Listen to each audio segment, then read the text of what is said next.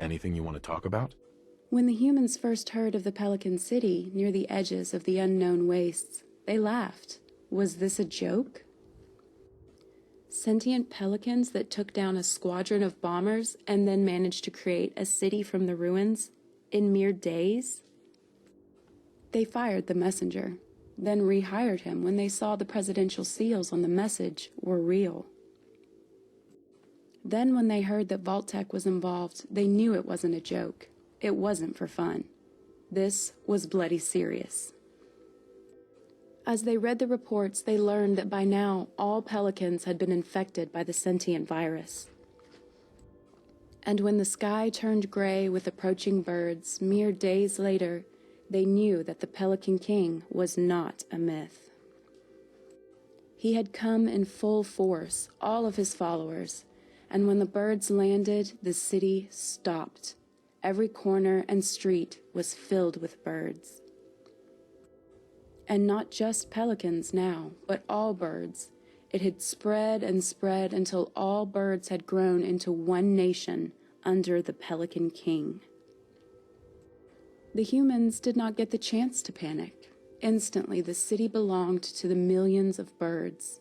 Military stations, schools, graveyards. Government Hall was filled.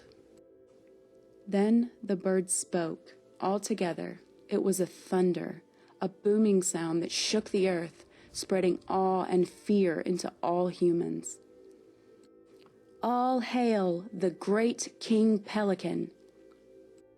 King Pelican landed on the desk right in front of the president. His beak looked worn, his left wing had a hole that hadn't closed up. His security men otherwise occupied, the president heard the bird breathing through its beak. It just sat there, looking at the scared man. And when the president wanted to speak, King Pelican interrupted him.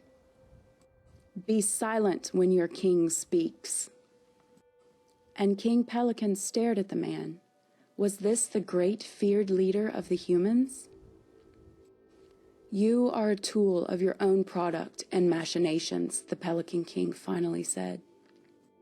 The bird's voice sounded throaty and hollow, as if it hated having to use human language.